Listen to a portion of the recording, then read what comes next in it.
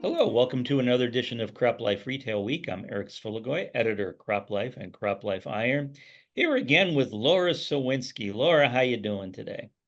Fine, thank you. Howdy from El Paso. Yeah, where you actually have things like electricity and All right. working lights and everything else. So good. We'll discuss that a little later in our video, but for the time being, let's get to some of the news of the week. Of course, you and I have gotten back from Tech Hub Live about more than a week ago now, and we've been digesting news in the interim. And I guess I have to start out on a somber note, actually. I know that throughout the spring and early summer months, our friends in the ag equipment space have not been having the best of years. Sales have been off, demand has been down. And when those two things come into play, usually that means layoffs or furloughs of workers. And, our friends at John Deere and AGCO Corporation both went through those earlier this year. And this past week, we found out that Kinze Manufacturing furloughed 25% of its workforce because of lagging demand. That's 193 Kinze employees that are now no longer employed, unfortunately. And, those in the ag industry and ag retail, Kinze is not a really big player in that space, but it's a 59-year-old company in Iowa.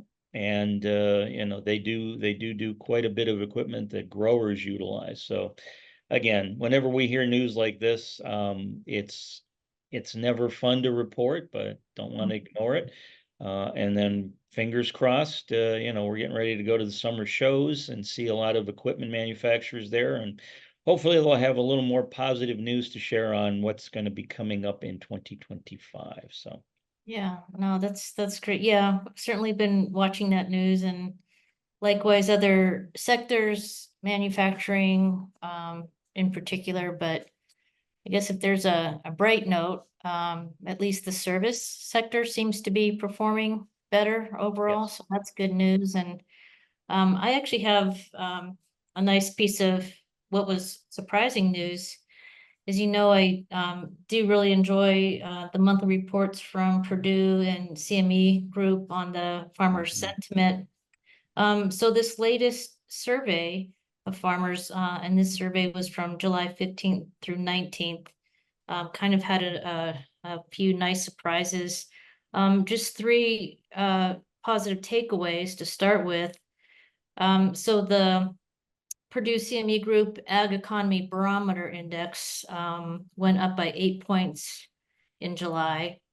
Likewise, the index of current conditions rose by 10 points, and the index of future expectations was also up by 7 points. The surveys showed, not surprisingly, that, high input costs are still the biggest concern for farmers. 34% indicating that was their biggest concern.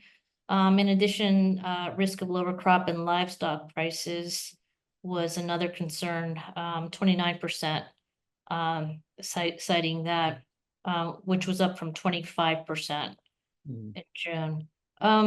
So in the last week or two, Federal Reserve is kind of hinting that interest rates, are perhaps, reached their highest, and looking at September, they may bring it down a quarter point, maybe even a half point. Just listening to CNBC as well the last week or so, it looks like analysts at CNBC are saying we could see a full point reduction by the end of the year. So that was certainly some good news. In fact, James Minert from Purdue's Center for Commercial Ag acknowledged declines in crop prices point to lower producer incomes this year. So the increase in optimism was somewhat puzzling, he said, adding that fewer producers citing rising interest rates as a primary concern for the upcoming year corresponds with the modest improvement in their perspectives on capital investments. However, respondents continue to express hesitancy to make large investments. So Yeah, kind of, good news. And it was funny, having come back, as you mentioned, Eric, from Tech Hub Live, just anecdotally talking to people there. It didn't seem as doom and gloom as I thought. At least it felt like, okay, we're gonna kind of sit tight. It's a cyclical thing. We're not that surprised. The wild cards still are the upcoming elections this year. Still a wild card to say the least, Mhm. and just general uncertainty in the marketplace. But hopefully things have stabilized, and if we get a little easing on the interest rates, that'll kind of help a bit. So um, keeping a watchful eye out on that front. Yeah, well, no, again, I saw that news as well from our friends at Purdue, Mhm. and yeah, I didn't expect the number to come back up, but I mean this fits the historic pattern. Usually, as we start off in the summer, and commodity prices may not be doing very well, folks are a little Mhm. more Mhm. they're feeling a little more down than they are as we get through the summer. And again, hard to believe we're already in early August, and Mhm. so yeah, it's good to see that the mood is improving in ag, and hopefully that'll continue to be the case going forward. Yeah, yeah. One other item, Tech Hub Live, is, we've mentioned, our Women in Ag Tech group met, it was co-located, our third in-person meeting was co-located with Tech Hub Live. And, we had a awesome full day of content. And one of the topics that we discussed, one of our Wyatt ambassadors, Carolyn Gunkel from Faegre, Drinker, the firm, with the Des Moines location, she was talking about a news item from June. And she said, it may not be getting the attention that it probably does deserve, because there's probably going to be a little more consequential things that happen. And in particular, she was talking about the Supreme Court overturning the Chevron Loper Bright case from 1984. And Carolyn put together a kind of a summary. So I'm going to just read a couple of these things. And just, in general, while the agencies, the federal agencies, EPA, et cetera, um, under this case from 1984, they had essentially the authority to interpret the statutes. However, with the Supreme Court overturning this in June, it throws back that authority to the federal courts. Um, and again, this is just not in every case, of course, but what the fallout from that, according to Carolyn, she mentioned this is a huge change to administrative law jurisprudence. The likely impacts include, and she lists three of them: an increase in the number of challenges to agency actions, increased likelihood that those challenges will be successful. And thirdly, and this is what she said, really, we could be in for quite a shock in that instability while the courts work through these new issues. So this, kind of just to refresh everyone's memory, and going back to June, and it's probably worth it to kind of go back there and read some news items and analysis from that, because according to Carolyn, this really is a much bigger issue than what the media may be devoting to it in terms of coverage. So I'm thinking certainly the things that we're looking at right now, that the EPA, USDA, et cetera, what might that look like if now the federal courts are going to interpret that? So anyway, I thought that was a really important item. There was so much, honestly, from just our Wyatt program on the 29th alone. I know you and I have both been kind of sorting through all the interviews and the content and so forth that we've covered in the past week or so. But wanted to start with that, and we'll keep on rolling out some stuff from Tech Hub Live in the coming weeks. Very good. Well, thanks for sharing that. Hey, I know since you mentioned Tech Hub Live. One of the things we did new this year at Tech Hub Live, we had a workshop on biologicals. And I wanted to give a shout out to our sister publication, Agribusiness Global. They publish for the international market, like we go to the domestic market, US. They go everywhere else in the world with their information for the ag retail community. They're holding a webinar, a live webinar on Wednesday, August 28th at 10:30 Eastern Daylight Time, called Biological Companies, Stalling or Growing.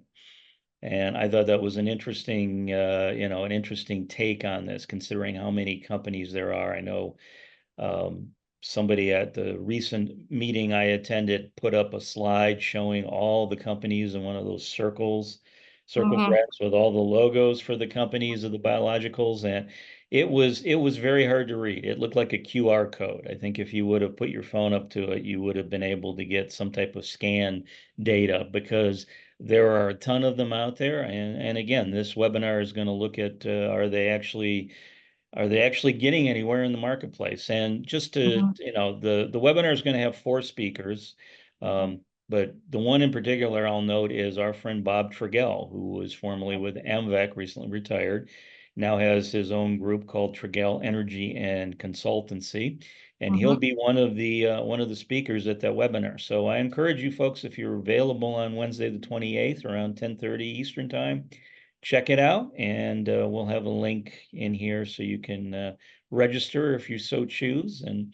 But it should be a fascinating time. So Yeah, no, that sounds great. I know that webinar has, in addition to Bob, really good speakers, so that will definitely be a good one. good. All right. Well, Laura, time for your favorite part of the program. It is time for fun with numbers. Okay, let me clear my desk so I can write, big number down and what do you have this week? 536,000% or something? What? It's a big number. It's a big Uh, number. Your let's see. number this week, it's a dollar amount, Uh, 43 billion. Gee whiz. Okay. Yeah, that's a big one, I know. So, Miss Laura, is 43 billion, is that A, the projected decline in overall revenues for biological companies in 2024? Is it B, the projected decline in net farm income for 2024? Is it C, the projected decline in ag exports to China for 2024? Or is Mhm. it D, the amount of gasoline I went through trying to find open drive-through restaurants during Ohio's recent power outage? Oh, goodness. Probably wasn't that much, but it sure as heck felt like it, given how few restaurants were open. Well, I'm waiting to hear you know, what name they're gonna assign to this event, because we had the snowstorm of 77 and the, blah, blah, blah. And so Yeah, we'll have to this wait and see. Well, and unfortunately, with the hurricane hitting the East Coast, in Florida and Mhm. Georgia and the Carolinas, we're getting a little overshadowed here in Ohio. But yeah, trust me, living through this, it's not fun. Oh, boy. Okay. I'm going with B, decline in net farm income.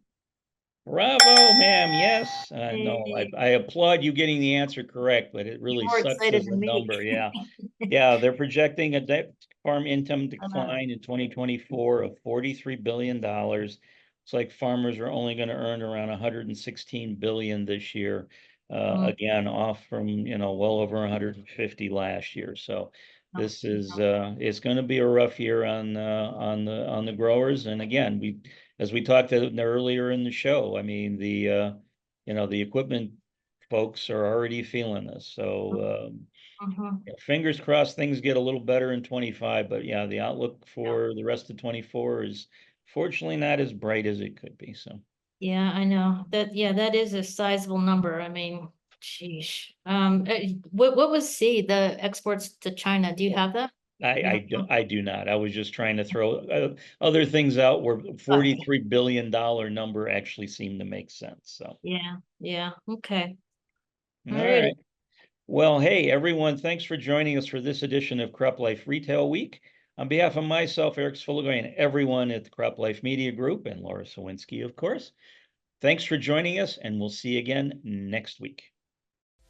If you have questions or comments about today's episode of Retail Week, contact us by email or Twitter, or type your message in the comment section below. Your feedback is important to us. We will try our best to address your thoughts in next week's episode, and be sure to subscribe to our YouTube channel.